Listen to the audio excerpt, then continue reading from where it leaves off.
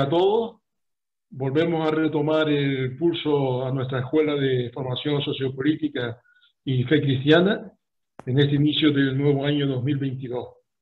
Todavía bajo los efectos de la pandemia que nos obliga a mantener este tipo de encuentros a través de las redes.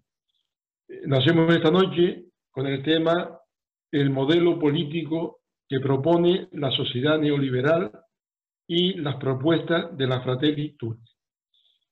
Para ello, contamos con ponente a Cristina Vega y Esmeraldo González. Ya en el curso pasado, ellos nos dieron una charla titulada El trabajo, camino para una existencia digna. Sus brillantes reflexiones y el conocimiento que tiene sobre el tema nos animaron más que nada a abusar de su colaboración y a pedirle su participación en este curso, lo que recogieron con gran esfuerzo y cariño hacia la escuela, cosa que les agradecemos. Detallamos algunos aspectos de su trayectoria personal y de su compromiso social, aunque ya la mayoría lo conocemos. Detallamos algunos aspectos de su trayectoria personal y de su compromiso social. Cristina Vega y Esmeraldo González son matrimonio. Tienen 2 hijas y un hijo.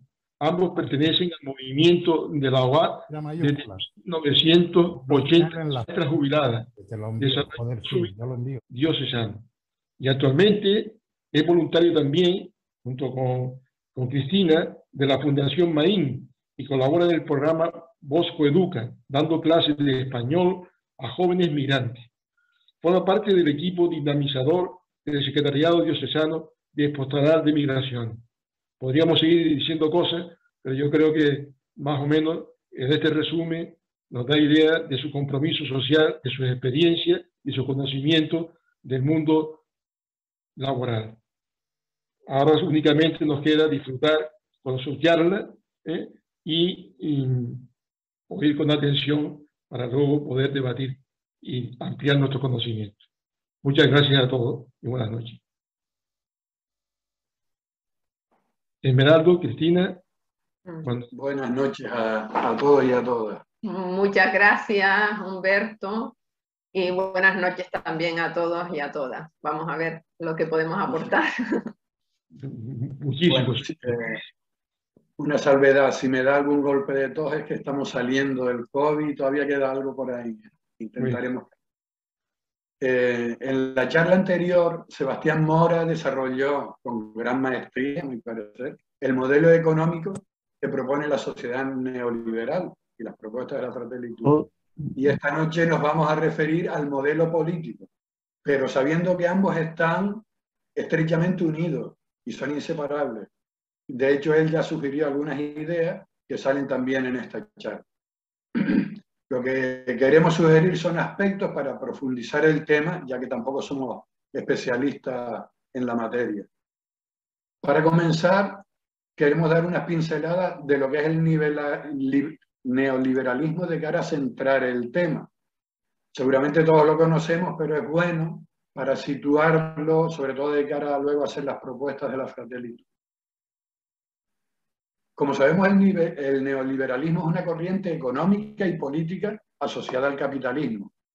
La ideología neoliberal sostiene que los individuos solo persiguen su interés y su satisfacción mediante el consumo. La libertad neoliberal cree en un individuo sin amarras, libre, flexible. No necesita pues, ni de sindicatos ni de organizaciones intermedias. El modelo neoliberal va más allá de la economía y se expresa en muchos campos, en la política hasta en el derecho. Para empezar, exige reducir la intervención del Estado, con menores cargas impositivas, restricciones legislativas sobre el mercado, etc.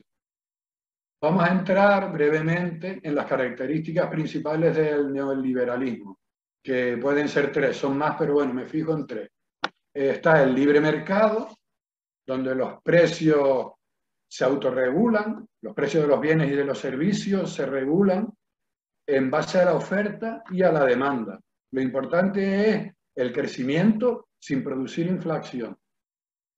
Y todo esto tiene que ser libre de restricciones por parte del Estado. Y también plantea una apertura de frontera al mercado, donde no hay aranceles, aduanas y impuestos a las importaciones. Otro pilar sería la privatización. Se decanta por la privatización de empresas estatales y servicios públicos, como la educación, la salud, la seguridad, la banca. Todo esto debe ser administrado por entidades privadas, en lugar de estar reguladas por el Estado. Desde las escuelas, pasando por la salud, la propiedad de los recursos naturales. ¿Y por qué? Porque es más eficiente que estén en manos privadas. Y el tercer pilar sería la competencia.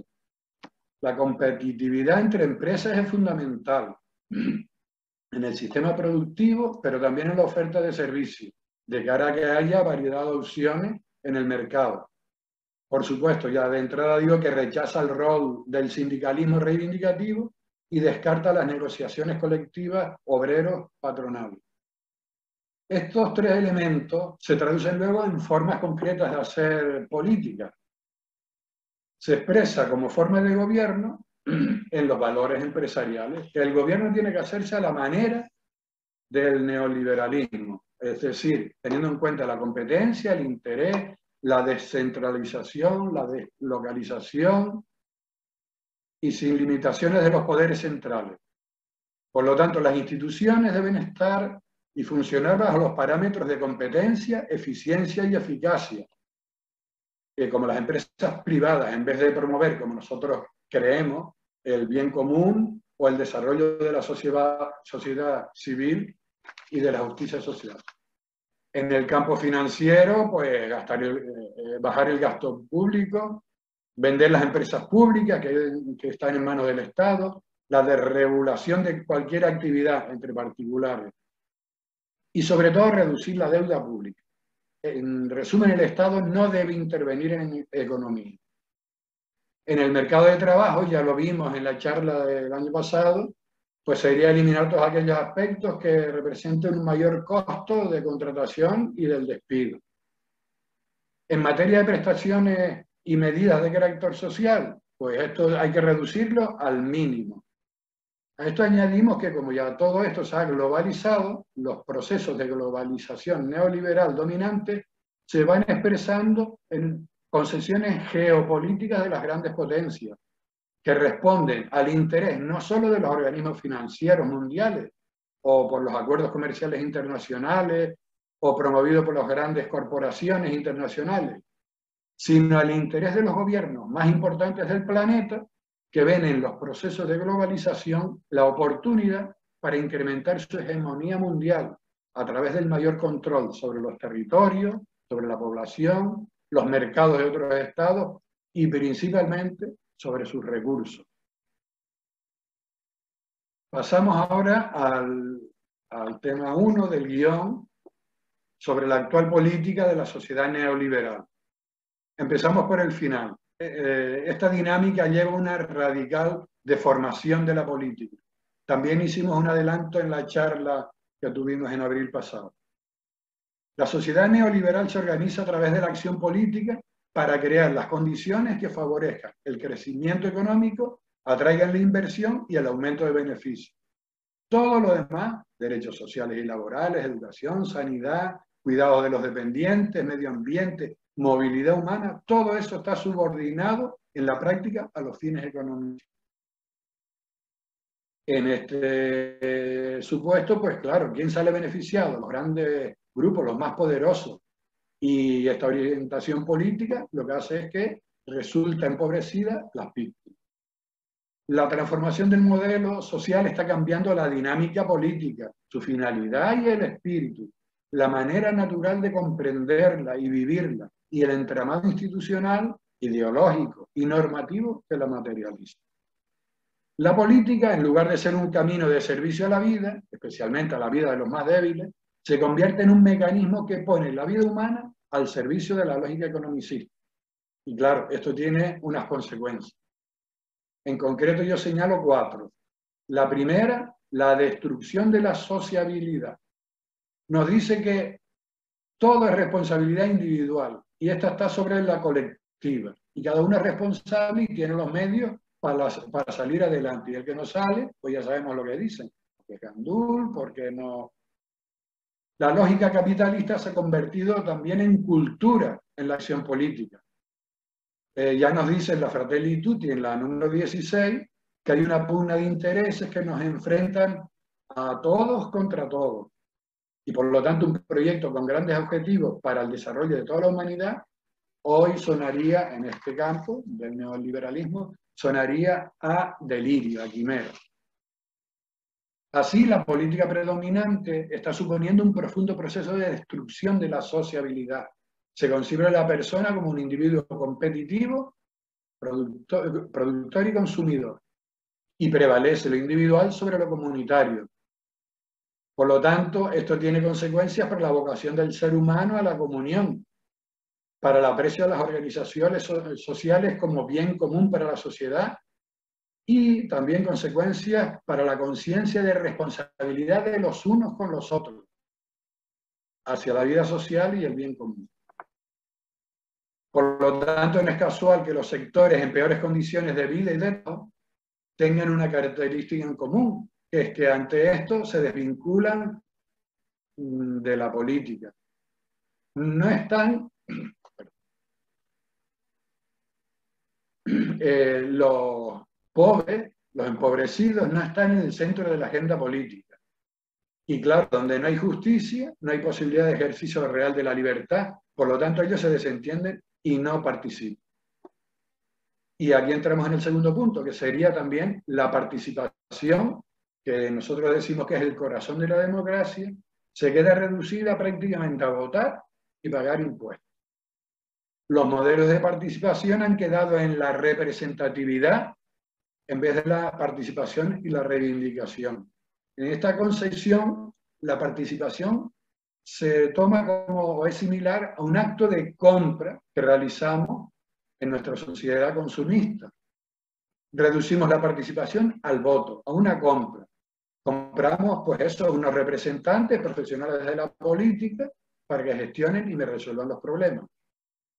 La política es comprendida, por lo tanto, como un objeto de consumo más. Participar es consumir productos o programas para satisfacer nuestras necesidades, unas reales y otras creadas a través de la publicidad política.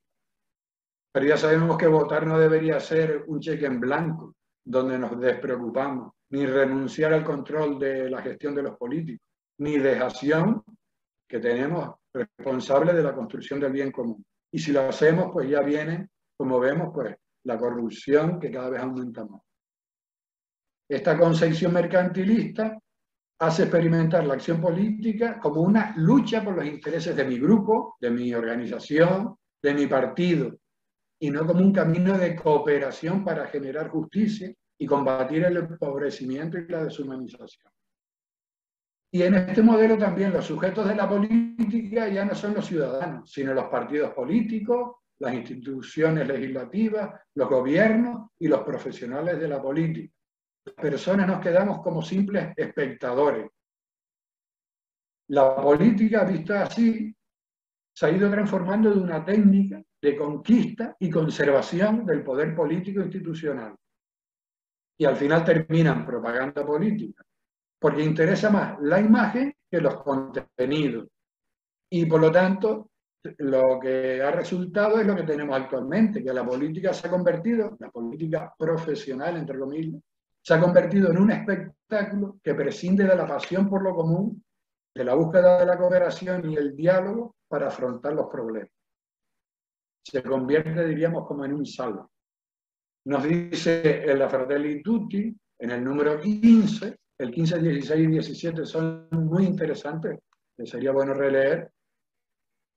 Se les niega a los otros partidos o personas, el derecho a existir y a opinar. Y la estrategia siempre es ridiculizarlos, sospechar de ellos, cercarlos.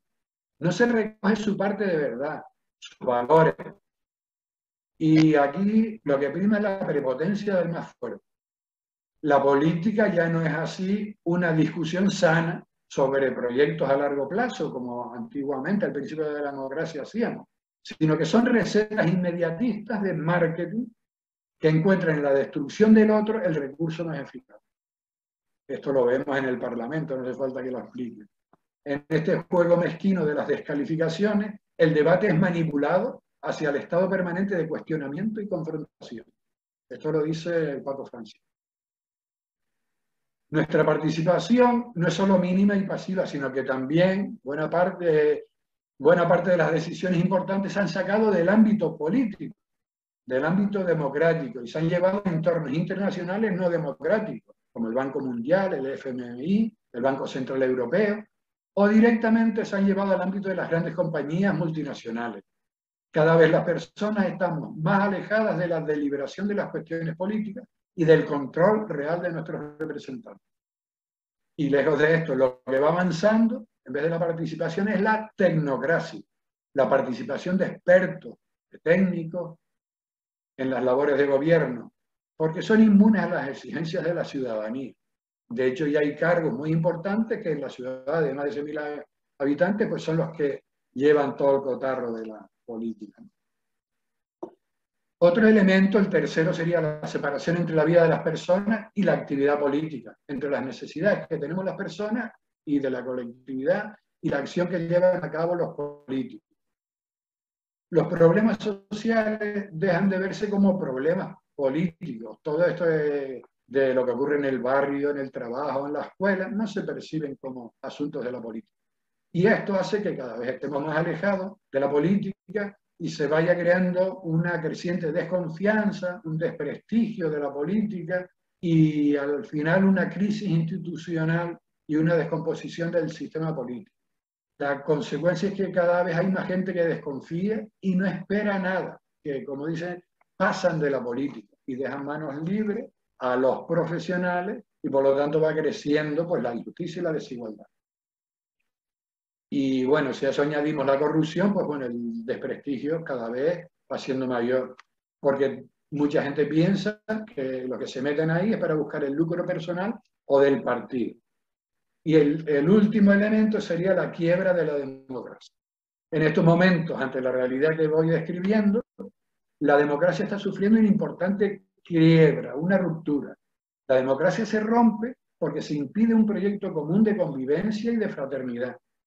Y se están atacando los pilares fundamentales para su desarrollo, la igualdad, la libertad y el protagonismo de la ciudadanía. También se rompe porque las fuerzas políticas, sindicales y sociales que habían renunciado a la transformación social han quedado debilitadas, absorbidas por el propio sistema y han perdido capacidad de respuesta.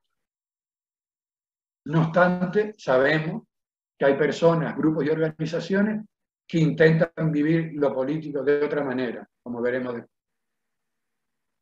El segundo punto de esta primera parte que quiero desglosar sería el modelo de sociedad de las políticas neoliberales. El capitalismo ha logrado dominar la vida social, extendiendo su lógica individualista y economicista al conjunto de la vida social y colonizando cada vez más esferas de la vida de las personas. Dentro de la lógica economicista que encarnan las políticas neoliberales, en estas últimas décadas estamos viviendo de manera más evidente una profunda transformación del modelo de organización social, que está basada, entre otros, yo apunto aquí 10 elementos, seguro que hay más. El primero sería el aumento de la desigualdad, la marginación y la exclusión, porque estas estrategias económicas tienen un impacto social que generan grandes diferencias de clase. En el mundo laboral, pues disminuyen los salarios y ante la gran demanda de trabajo y aumenta la pobreza. Incluso las personas que tienen empleo, pues no salen de la pobreza. La legislación es cada vez más restrictiva y no digamos ya para los que vienen de fuera, ¿no?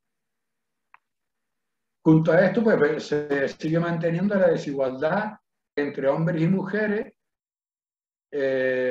Sobre todo se ve en las tareas de cuidado, en el trabajo doméstico, porque la cultura del cuidado no encaja en la cultura fuertemente patriarcal en la que vivimos. Esta desigualdad y deshumanización se sigue potenciando, sobre todo por la competitividad y el individualismo, y va provocando el descarte del que habla el Papa Francisco de muchas personas con dificultades o en desventaja socioeconómica. Y bueno, datos, pues se podrían poner muchos, pero bueno, ahí está el informe FOESA, que tiene mucho que aportar.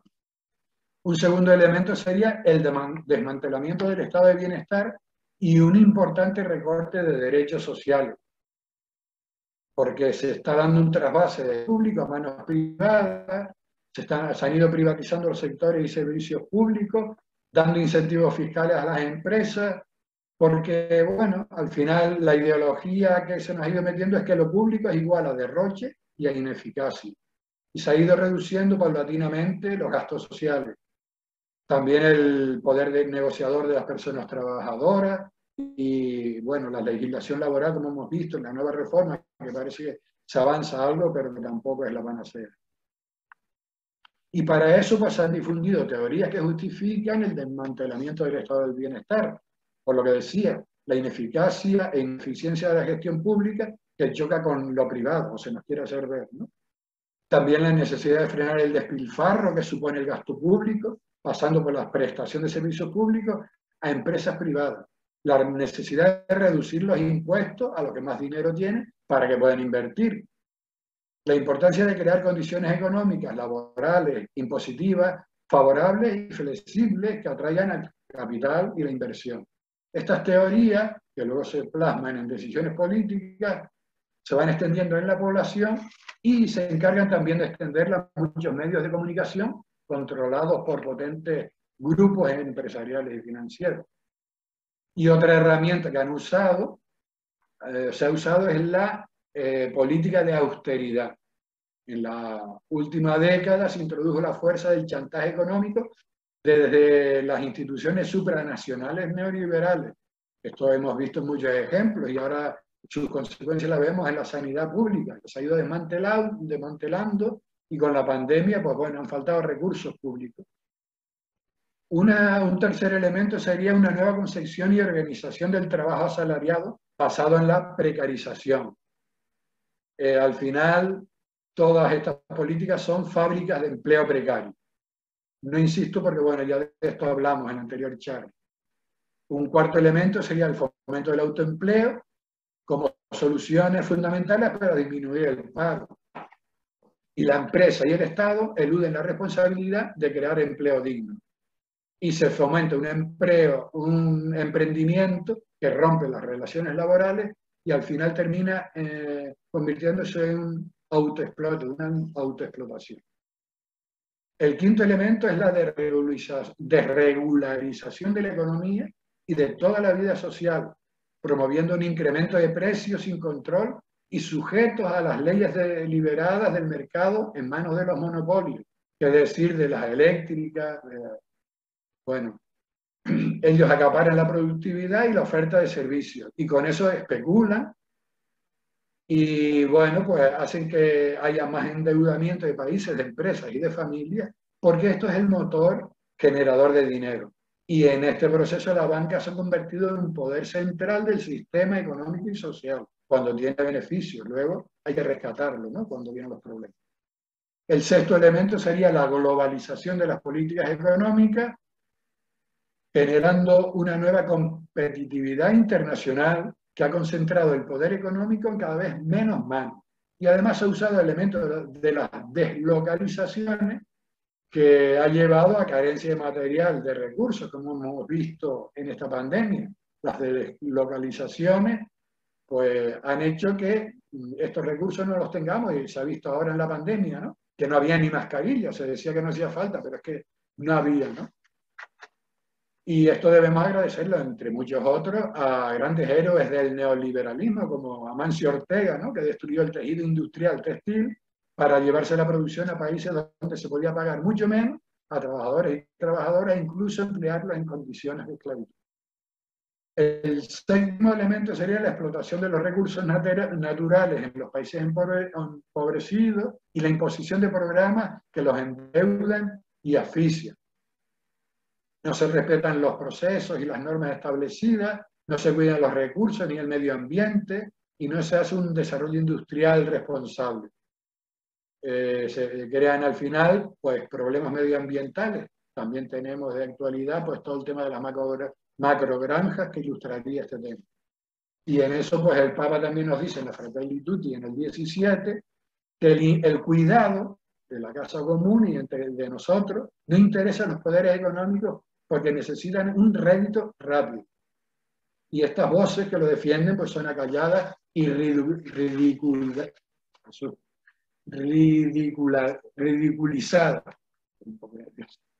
El octavo punto sería la violación de los derechos humanos, que acaba gradualmente con la democracia.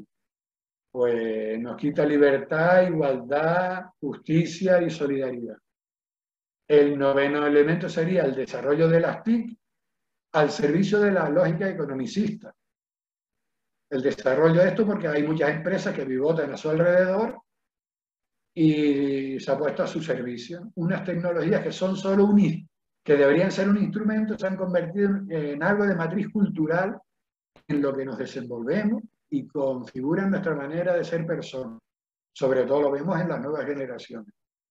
Y el último elemento sería el fortalecimiento del individualismo, vinculando toda su subjetividad al consumo, lo que ha producido la aceleración de los ritmos de trabajo y de vida, que nos rodea el sosiego y el tiempo vital para la familia, para la amistad, para el descanso y el ocio, para la formación y para el cultivo de la espiritualidad.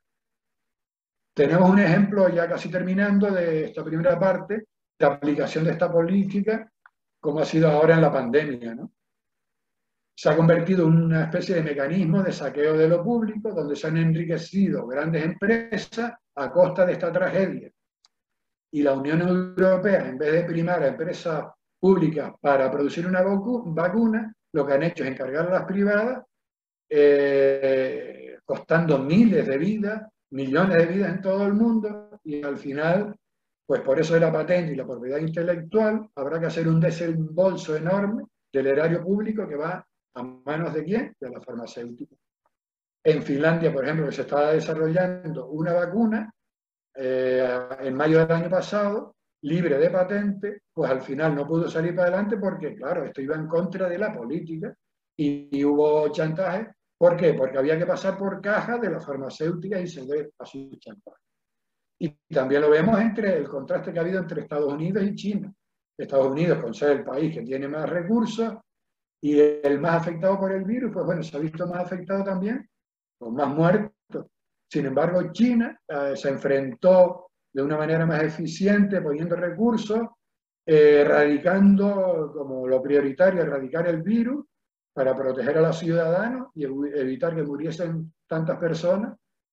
Y al final vemos que este vigoroso poder del Estado, que yo no voy a defender, no quiero ponerlo como parangón de la democracia, pero en este caso ha puesto los recursos necesarios al servicio del bien común. Si miramos el balance, es inequívocamente mejor en todos los aspectos para China, comparado con el sucedido en los países capitalistas, tanto en número de muertes como en impacto económico. Concluyendo esta primera parte, quizá deberíamos asumir las enormes limitaciones de la democracia neoliberal, porque ofrece solo una capacidad de actuación débil y cortoplacista. Y además la democracia no es real si no es completa. Y para hacerlo no solo tiene que ser democracia en los aspectos políticos, sino también debería haber democracia económica. Y esta es incompatible con las políticas neoliberales actuales. Además, creemos que ningún gobierno democrático liberal sería capaz de superar el marco político económico actual, lo que nos está llevando, por lo tanto, a una gran crisis de civilización. Todo parece negativo, no obstante, como vimos en la charla el mes anterior, vemos que hay experiencias que rompen esta lógica economicista del capitalismo. Experiencias de una economía y una política donde no prevalece esta lógica del máximo beneficio económico o individualista. Tenemos la banca ética, las cooperativas de producción, distribución y consumo, empresas de reinserción social, comercio justo, empresas de economía del bien común, bancos del tiempo, trueque, iniciativas de decrecimiento, todo lo que aportó las movilizaciones del 11M, todo esto son experiencias que dentro del capitalismo apuntan a modelos económicos y políticos alternativos, ya que se generan desde la lógica del don, de la gratuidad, de la justicia y del destino universal de los bienes, como propone siempre y en general la doctrina social de la Iglesia, y en particular la Fratelli Tutti, que vamos a ver a continuación. Vale, pues entraríamos ya en la última parte de la charla de hoy, donde vamos a hablar de una acción política orientada hacia la comunión desde las propuestas de la Fratelli Tutti. Como ya sabemos, la Fratelli Tutti es una encíclica pensada para hacer temblar las injustas estructuras económicas y políticas, todas esas que Smaragdo nos ha ido describiendo, de este mundo, ¿no? Más que para darnos hacernos una tierna reflexión espiritual, no. Ya también en la charla anterior, Sebastián Mora lo decía, o sea, la Fratelli Tutti hace una fuerte crítica al modelo neoliberal y además señala que el mercado solo no resuelve todo. Y califica esa creencia que hay de que el mercado lo resuelve todo, de que es un dogma de fe neoliberal, porque se trata de un pensamiento pobre, repetitivo, que propone siempre las mismas recetas frente a cualquier desafío que se le presente. Yo voy a ir hablando de la Fratelli Tutti, pero pocas veces voy a nombrar el número, porque voy a intentar encadenar unos números con otros, intentando hacer una ordenación que por lo menos a nosotros nos ha servido, ¿no? El Papa Francisco nos recuerda la misma crisis del 2007-2008, que podía haber sido una oportunidad para plantear o desarrollar una nueva economía. Pues no, al final no hubo una reacción y bueno, lo que se hizo, las estrategias que se siguieron, al final que pues desarrollaron todo el individualismo, todavía más individualismo, ¿no? Y en la misma, con el tema de la pandemia, que ahora mismo comentaba Smaragdo, pues lo que hemos constatado es que la fragilidad de los sistemas mundiales ha evidenciado que no todo lo resuelve la libertad de mercado y que además de restituir una sana política que no esté sometida al dictado de la finanza, tenemos que volver a llevar la dignidad humana al centro y que sobre ese pilar se construyan las estructuras sociales alternativas que necesitamos. Es decir, la cuestión, ya lo decíamos ahora mismo también en el diálogo, está en recuperar el valor y el sentido de la política. El Papa Francisco nos plantea dos cuestiones que la verdad es que son de una gran profundidad y que todos los ciudadanos y ciudadanas deberíamos hacernos. ¿Puede funcionar el mundo sin política? ¿Puede haber un camino eficaz hacia la fraternidad universal y la paz social sin una buena política? Y en la Iglesia estas son dos cuestiones que nos tendríamos también que formular constantemente, ¿no? En la encíclica no solo se trata de hacer temblar, sino que además también nos presenta como una guía de propuestas alternativas en materia política y económica. En sintonía además con los foros sociales mundiales por otro mundo posible, que también lo veremos en la escuela, con los movimientos populares que reivindican las 3T, de techo, tierra y trabajo, y los movimientos ecologistas que reclaman el derecho al territorio. O sea, en esta encíclica, el Papa Francisco deja abierto también el camino para la esperanza. Y en ese camino nos anima a comprometernos en la construcción de la vida social a través de una política orientada por la fraternidad. Si recuerdan, en la Fratelli Tutti utiliza mucho el samaritano, la parábola del samaritano para ilustrar, ¿verdad? Pues sería cuestión de hacer un samaritano colectivo, un samaritano que no pasara de largo, ese samaritano colectivo que no pasara de largo cuando ve herida la dignidad humana golpeada por el abuso del poder. Bueno, pues para hacer posible el desarrollo de una comunidad mundial capaz de realizar la fraternidad a partir de pueblos y naciones que vivan la amistad social, hace falta la mejor política, no una cualquiera, no la que tenemos, no, la mejor política puesta al servicio del verdadero bien común. Y para hacer esto posible, pues entre otras cuestiones, nosotros hemos señalado seis que se van engarzando unas con otras. En un primero, no veo bien. Primero que nada, es recuperar el verdadero sentido de la noción de pueblo, ¿no? El concepto pueblo es esencial en democracia, porque como nos dice el Papa Francisco, nos ayuda a pensar en objetivos comunes, más allá de las diferencias, para conformar un proyecto común, un sueño colectivo, donde se va colando también el sueño de Dios, ¿no? Ahí se va a ir colando. Por tanto, reivindica la necesidad de la palabra pueblo vinculada a ese proyecto y a esos objetivos comunes, y a una identidad común que se va haciendo de lazos sociales y culturales, como aspecto fundamental de la realidad social, frente a esa concepción que decíamos antes del neoliberalismo, que la sociedad es la mera suma de individuos. Si se quiere afirmar que la sociedad es más que eso, que la mera suma de los individuos, se necesita la palabra pueblo.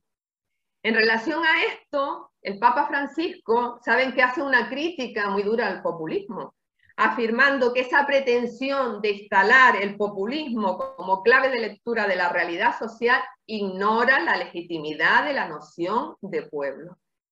El intento de hacer desaparecer del lenguaje esa categoría de pueblo, pues nos podría llevar a eliminar la misma palabra democracia, es decir, el gobierno del pueblo. Es que ahí nos la jugamos, ¿no? El Papa Francisco critica un populismo muy determinado, el que además lo llama insano, cerrado, irresponsable y xenófobo. Es el que está al servicio de los intereses económicos de los poderosos e instrumentaliza políticamente al pueblo y su cultura, poniéndolos al servicio de un proyecto personal y de perpetuación en el poder. Y seguro que todos y todas estamos pensando en determinados ejemplos, ¿verdad? Bueno, también denuncia que cuando se busca sumar popularidad, exacerbando las inclinaciones más bajas y egoístas de algunos sectores de la población, y además se agrava cuando con formas groseras o sutiles se va avasallando las instituciones y la ilegalidad, ese populismo también es insano, ¿no? Los grupos populistas cerrados que desfiguran la palabra pueblo, puesto que en realidad no hablan de un verdadero pueblo. El pueblo es algo vivo, dinámico, con futuro, en el que es el que está abierto permanentemente a nuevas síntesis, incorporando al diferente y además con disposición a ser cuestionado, ampliado, enriquecido por otro, y de ese modo puede evolucionar. En la encíclica se refiere también a ciertas formas populistas que usan a los pobres demagógicamente para sus fines, criticando los casos donde se responde a exigencias populares en orden a garantizarse votos o aprobación.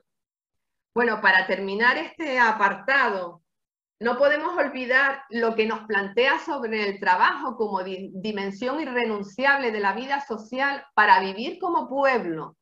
Esto también lo vimos el curso pasado, pero bueno, voy a señalar en concreto algunas cositas. El Papa Francisco dice, el gran tema es el trabajo, lo verdaderamente popular, porque promueve el bien del pueblo. La política no puede renunciar al objetivo de lograr que la organización de una sociedad asegure a cada persona alguna manera de aportar sus capacidades y su esfuerzo, porque no existe peor pobreza que aquella que priva del trabajo y de la dignidad del trabajo. En una sociedad realmente desarrollada, el trabajo es una dimensión irrenunciable de la vida social, ya que no solo es un modo de ganarse el pan, sino también un cauce para el crecimiento personal, para establecer relaciones sanas, para compartir dones, para sentirse corresponsable en el perfeccionamiento del mundo y, en definitiva, para vivir como pueblo. Bueno, para recuperar esta noción de pueblo, pues nos hace falta también construir una democracia plena y participativa. Antes decía Esmaragdo cómo era la democracia ahora mismo, ¿no? Pues necesitamos construir esa democracia. La democracia se debe convertir en el sistema político que nos ayude a construir un proyecto de convivencia en la fraternidad. Por lo tanto, es imprescindible recuperar la participación como corazón de la democracia. No puede ser que las malas economías y los intereses de los grupos y personas más poderosas usurpen la capacidad de decisión de la ciudadanía y construyan una comunidad política de espaldas al desarrollo integral de las personas. Frente al individualismo, plantea el Papa Francisco, ese individualismo de sálvese quien pueda, que aducen todos contra todo, en política también, y a esa tendencia del ser humano a encerrarse en su propio yo, en su grupo, en sus intereses mezquinos, el Papa Francisco afirma el sentido comunitario de la existencia humana y recuerda que nadie se salva solo, que únicamente es posible salvarnos juntos. O sea, lo que se necesita es que haya diversos cauces de expresión y participación social. Porque si la acción política es la respuesta a la necesidad que tenemos de vida social, entonces no es solo tarea de los representantes políticos, sino de todas las personas. Y aquí está la esencia de la recuperación de la democracia. Y para ello debemos tener en cuenta la necesidad de esa tarea educativa que estábamos hablando antes, en el tema de la formación, el desarrollo de hábitos solidarios, la capacidad de pensar la vida humana más integralmente, la hondura espiritual, hacen falta para dar calidad a las relaciones humanas, de tal modo que sea la misma sociedad, esta sociedad formada con todos esos criterios, la que pueda reaccionar ante las desviaciones de la propia sociedad, ante los abusos de poderes económicos, tecnológicos, políticos o mediáticos, que no se quede esperando que sea el político de turno el que resuelva, sino que sea capaz de tomar iniciativas, ¿no? En varios momentos, y en este sentido, apunta al rol clave de las organizaciones sociales y plantea superar esa idea de políticas sociales concebidas como una política hacia los pobres, pero nunca con los pobres, nunca de los pobres, y mucho menos inserta en ese proyecto que reunifica a los pueblos, ¿no? En este sentido tiene muy en cuenta la importancia de los movimientos populares. Hace falta pensar en la participación social, política y económica. Y en este sentido habla de estos movimientos, porque además, ¿se acuerdan que él los llama poetas sociales, ¿no? Poetas sociales porque son sembradores de cambio, promotores de un proceso en el que van confluyendo millones de acciones grandes y pequeñas encadenadas creativamente. No nos vamos a extender mucho más porque si se fija, el siguiente tema que tenemos también, los siguientes temas van por ahí, vamos a hablar de la cultura participativa según la Fratelli Tutti, por ejemplo, ¿no? Entonces, entraríamos encadenando de esa participación, continuaremos hablando, como les decía. Entonces vamos a encadenar ahora en vivir y proponer el bien común frente al individualismo que nos deshumaniza. Las alternativas políticas y económicas que propone el Papa Francisco seguían por el bien común. Y además es una expresión que se repite en cada página, ¿no? La política debe pensar en las futuras generaciones, no en fines y resultados electorales. E integrar a todos los sectores, especialmente a las personas y los colectivos más vulnerables de la sociedad. Ante tantas formas mezquinas e inmediatistas de política, antes estuvimos describiendo algunas, el Papa Francisco nos recuerda, el Papa Francisco nos recuerda la grandeza política que se muestra cuando en momentos difíciles se obra por grandes principios y pensando en el bien común a largo plazo. Pensar en los que vendrán. Es verdad que no sirva a los fines electorales, tal y como lo entendemos en la sociedad, pero es lo que exige una justicia auténtica. porque como también dijeron los obispos de Portugal, la tierra es un préstamo que cada generación recibe y debe transmitir a la generación siguiente. El Papa Francisco nos plantea la necesidad de una economía integrada en un proyecto político, social, cultural y popular que busque el bien común.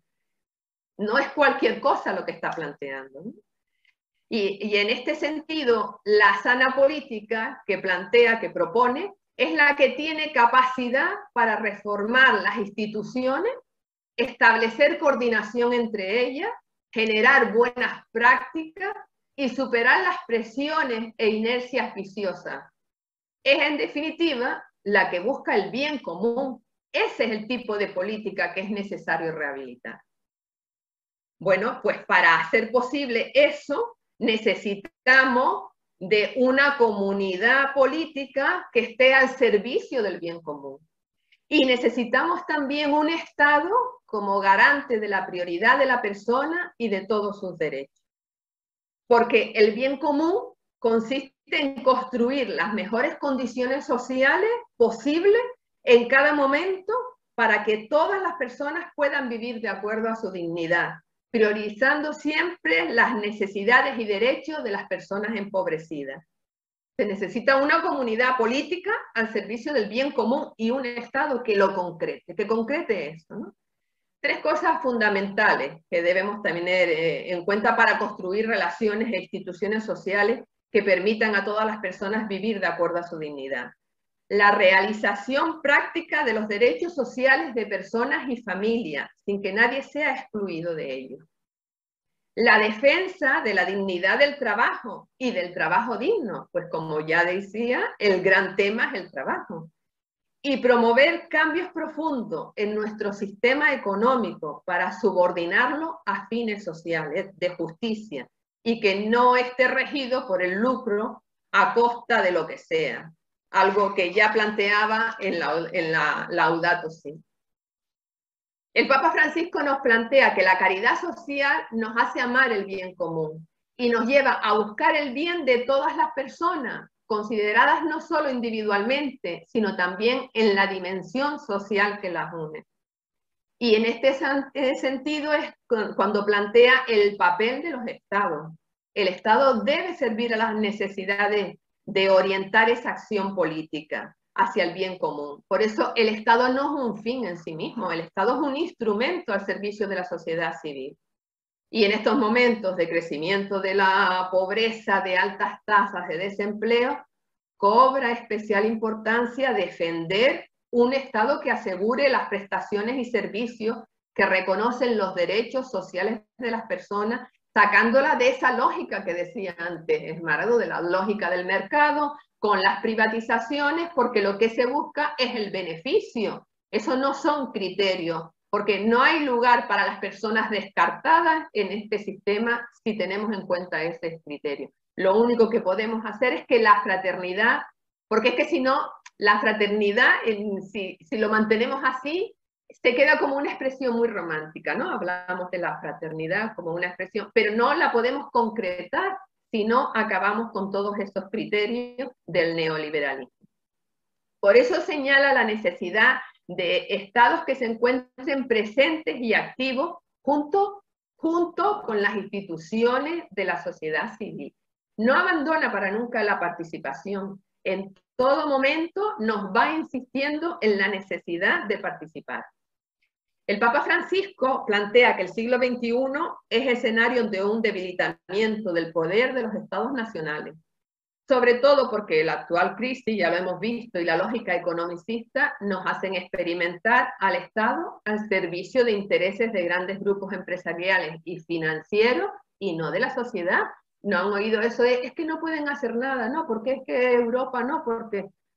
Pues en este escenario, el Papa Francisco también nos habla de la política internacional, o sea, fíjense, va mucho más allá incluso, porque es necesario, nos dice, gestar la gestación de organizaciones mundiales más eficaces, dotadas de autoridad para asegurar el bien común mundial, la erradicación del hambre y la miseria y la defensa de los derechos humanos.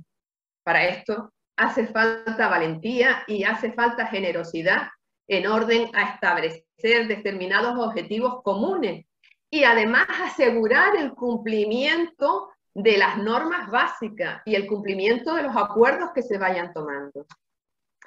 En este apartado, fíjense, vuelve a insistir en la necesidad de la participación a través de organizaciones de la sociedad civil. Y nos dice, gracias a Dios, tantas agrupaciones y organizaciones de la sociedad civil ayudan a paliar, han ayudado, están ayudando a paliar las debilidades de la comunidad internacional. Esa comunidad que no hay manera de que se coordine en situaciones complejas, que no presta atención a los derechos humanos fundamentales, pues miren, ahí hay también organizaciones de la sociedad civil que están ayudando, que están ahí. Bueno, y por supuesto, en relación a las políticas económicas globales, denuncia que el derecho fundamental de los pueblos a la subsistencia y al progreso a veces se ve fuertemente dificultado por la presión que origina la deuda externa. Se van dando cuenta lo que decíamos al principio, ¿no? Que va haciendo una crítica dura, ¿eh? No es una encíclica, no, es una encíclica que va a las cuestiones más profundas, ¿no?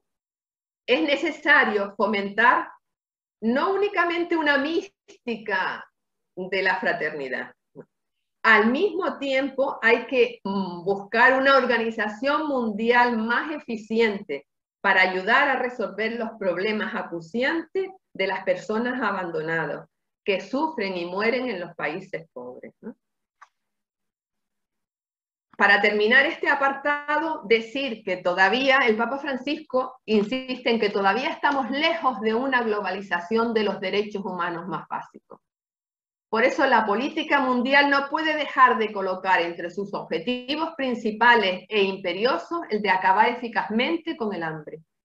Porque cuando la especulación financiera condiciona el precio de los alimentos, tratándolos como cualquier mercancía, millones de personas sufren y mueren de hambre. Y resulta que además, por otra parte, se desechan toneladas de alimentos. Esto constituye un verdadero escándalo, ¿no? Mientras muchas veces los políticos se van enfrascando en discusiones semánticas o ideológicas, van permitiendo que todavía hoy haya hermanas y hermanos que mueran de hambre o de sed, sin un techo o sin acceso al cuidado de su salud. Junto con estas necesidades elementales insatisfechas está la trata de personas, que es otra vergüenza para la humanidad y que la política internacional no debería seguir tolerando. O sea, aquí es claro, ¿no? Y esto nos va a introducir también en el siguiente tema, la necesidad de vivir y proponer socialmente la caridad política, el amor social como corazón de la política. Todos los compromisos que brotan de la doctrina social de la Iglesia provienen de la caridad, que según la enseñanza de Jesús es la síntesis de toda la ley. Esto supone reconocer que el amor lleno de pequeños gestos de cuidado mutuo es también civil y político, y se manifiesta en todas las acciones que procuran construir un mundo mejor. La caridad política mira, en primer lugar, las necesidades y derechos de las personas empobrecidas, vulnerables, excluidas. Sin esto no es posible recuperar la política que mira la fraternidad. Entonces nos quedamos, como decía antes, en un tema muy romántico cuando hablamos de fraternidad. El Papa Francisco habla del amor político, de la amistad social, que esto también nos daría a lo mejor para dedicar una sesión exclusiva a este apartado, lo que es el amor político y la amistad social. Reconocer a cada ser humano como un hermano o una hermana y buscar una amistad social que integre a todos, a todos y a todas no son meras utopías. Exigen, eso sí, la decisión y la capacidad para encontrar los caminos eficaces que las hagan realmente posibles. Cualquier empeño en esta línea, nos dice el Papa Francisco, se convierte en un ejercicio supremo de la caridad. Porque un individuo, una persona puede ayudar a otra, claro que sí, pero cuando se une a otras para generar procesos sociales de fraternidad y de justicia para todos y todas, ya entramos en el campo de la más amplia caridad, la caridad política. El amor social, nos dice, es una fuerza capaz de suscitar vías nuevas para afrontar los problemas del mundo de hoy y para renovar profundamente desde su interior las estructuras, organizaciones sociales y ordenamientos jurídicos. Estamos hablando de algo mucho más que del sentimentalismo subjetivo, ¿no? La caridad, si no está unida al compromiso con la verdad, nos dice el Papa Francisco, puede ser presa fácil de las emociones, de las opiniones, ¿no? Entonces hay que rescatar también, hay que tener en cuenta la verdad, esa verdad de fe y de razón. Porque si no, tenemos el peligro de relegar todo al ámbito de las relaciones privadas, a ese ámbito reducido, ¿no? Y de otro modo, pues será excluida de todos los proyectos y procesos para la caridad para construir un desarrollo humano de alcance universal. Por tanto, lo que nos plantea es trabajar también por la verdad. Antes Esmaragdo también lo decía, ¿no? Ese modelo social del neoliberalismo donde la mentira, y además todo el mundo dice, y es su propia verdad, están ahí siempre. Digas lo que digas, siempre hay otro que tiene otra verdad, ¿no? Pues no, es que hay que luchar contra el relativismo, porque es una necesidad para proponer socialmente la caridad política, ¿no? Esto supone también que tengamos en cuenta el desarrollo de las ciencias, el aporte insustituible para encontrar los caminos concretos y más seguros para obtener los resultados que se esperan.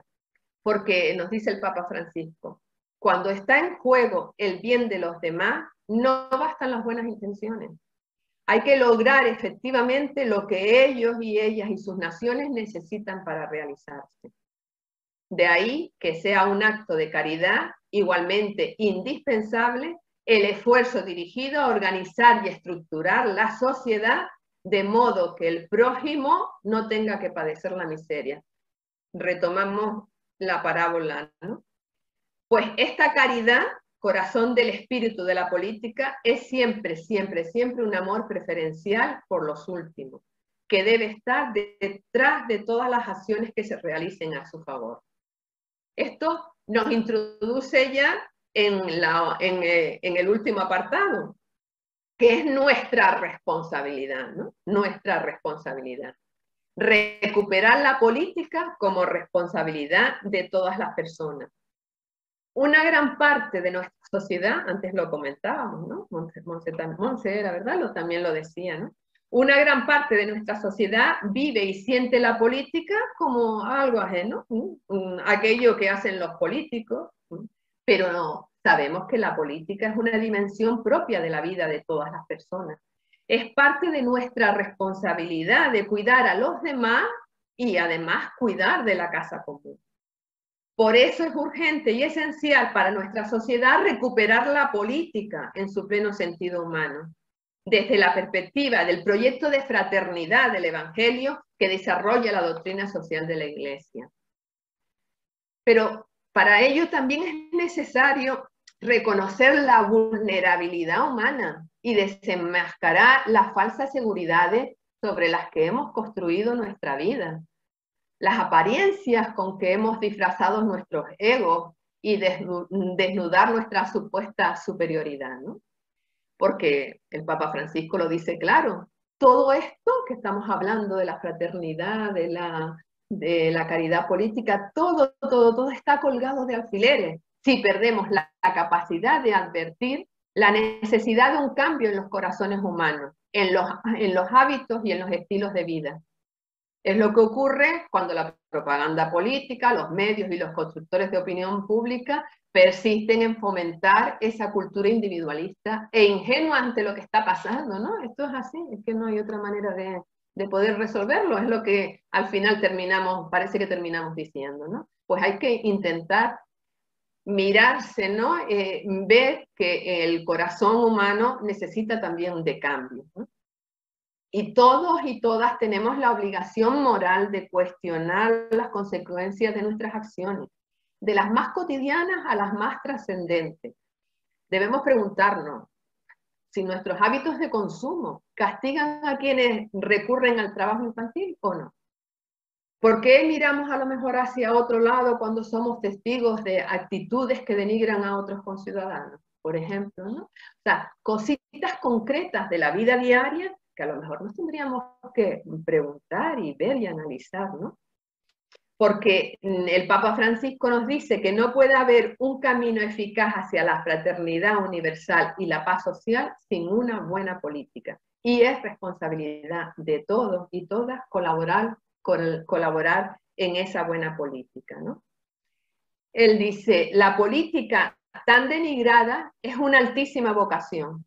Es una de las formas más preciosas de la caridad porque busca el bien común. Ruego al Señor que nos regale más políticos a quienes le duela de verdad la sociedad, el pueblo, la vida de los empobrecidos. Pero también en la política hay un lugar para amar con ternura, ¿no? Y ahí también está nuestra responsabilidad. ¿Y qué es la ternura? Pues es ese amor que se hace cercano y concreto en medio de la actividad política, en medio de lo que se desarrolla en la sociedad. Los más pequeños, los más débiles, las personas más empobrecidas deben enternecernos. Tienen derecho de llenarnos el alma y el corazón. A esto Leonardo Bosch lo llama vivir la política como ternura y amabilidad. Esto también es algo que tenemos que tener en cuenta, porque estamos llamados además, el Papa Francisco insiste en otro aspecto, no solo en este que acabamos de hablar, sino además estamos llamados a ser practicantes incansables del diálogo entre personas y grupos que tienen posturas diferentes. Antes también lo decíamos, y practicantes de la cultura del encuentro, porque la sociedad lo necesita. No vale que cada uno a ver quién grita más, a ver quién insulta más al otro, ¿no? Y no hay forma de llegar a un encuentro. Construir enemigos es la negación de la política. Acoger la diversidad como un bien es lo propio de una buena política. Pues nosotros y nosotras tenemos que ser testigos vivos en nuestro día a día de que es posible superar la confrontación permanente y la polarización partidista que sufrimos y destruye la política. Y miren, también en este apartado, el Papa Francisco se dirige en concreto a quienes le toca gobernar y también los tiene en cuenta. Y entonces dice como tres cositas que a mí me gusta destacar, ¿no? Principalmente dice, aquel a quien le toca gobernar está llamado a renuncias que hagan posible el encuentro y busca la confluencia, al menos en algunos temas.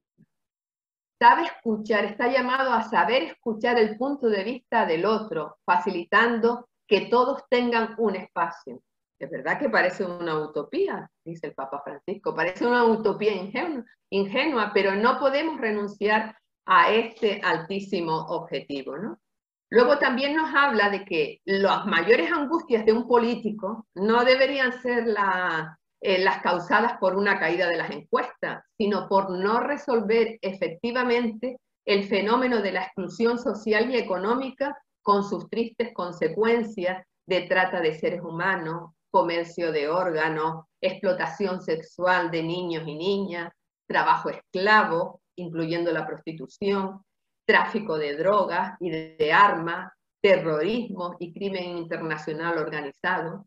Es tal la magnitud de estas situaciones y el grado de vidas inocentes que va cobrando que hemos de evitar toda tentación de caer en declaraciones preciosas, bonitas, que lo único que hacen es tranquilizar las conciencias, ¿no?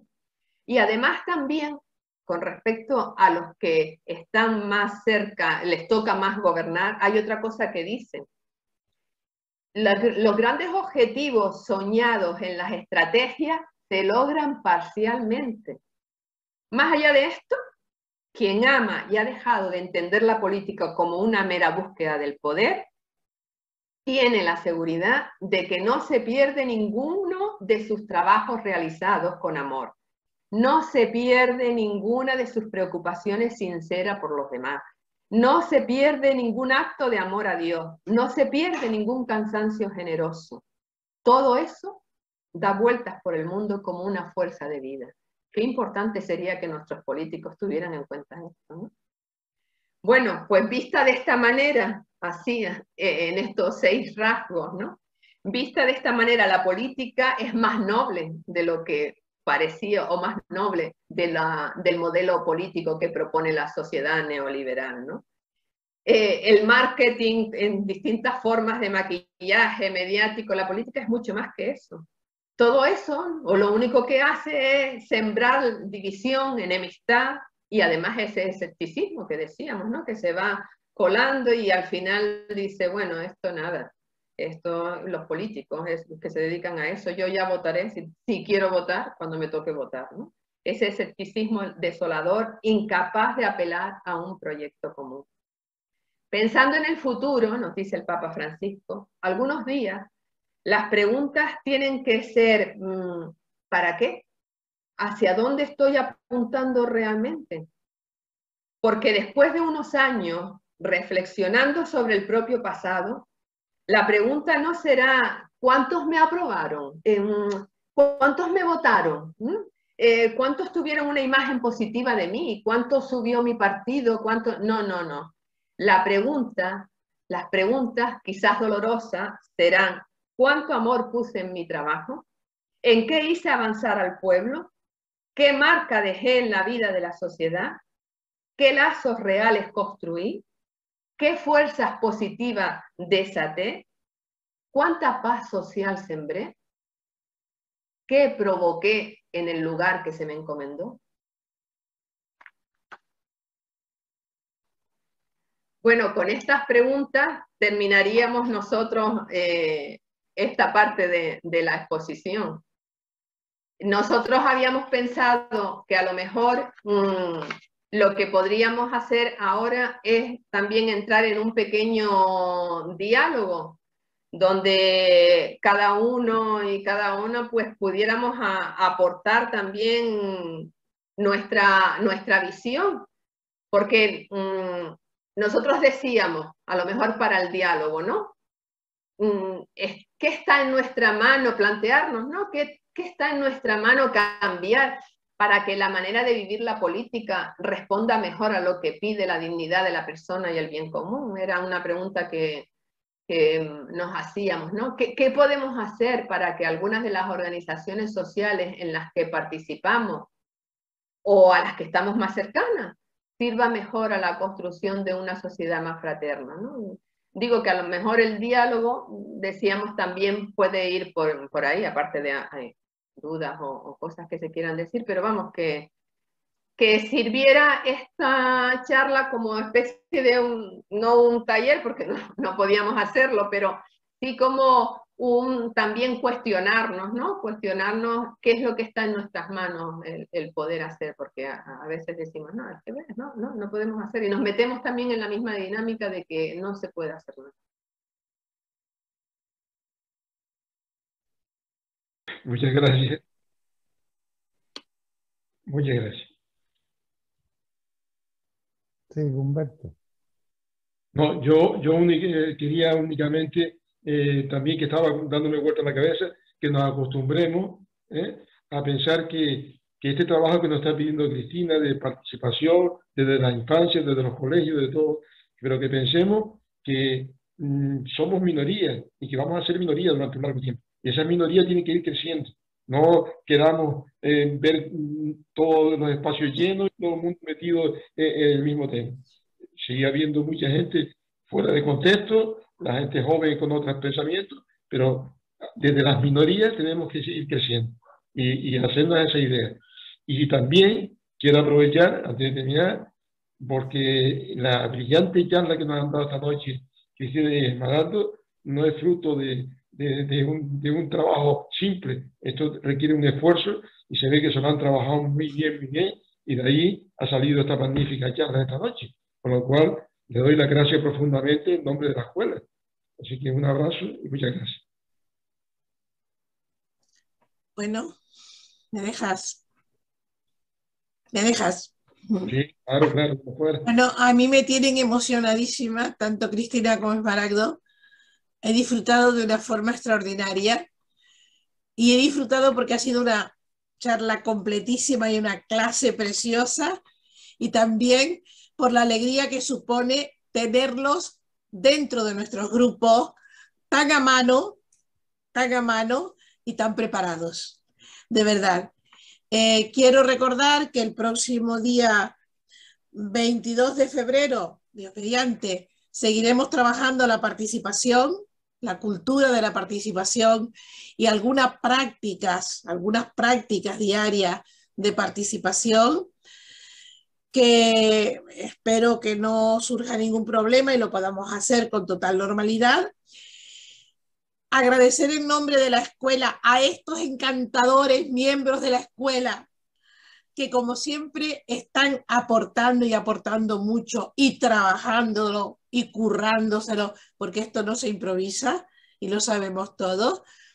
Y saber que eso es muy bonito, que la escuela sociopolítica aprovecha sus propios recursos siempre que puede, y engrandece la figura de las personas que lo forman en la medida en que están dispuestos y normalmente lo están. Les traigo un abrazo de Pepe, que por razones de fuerza mayor no puede estar en este momento.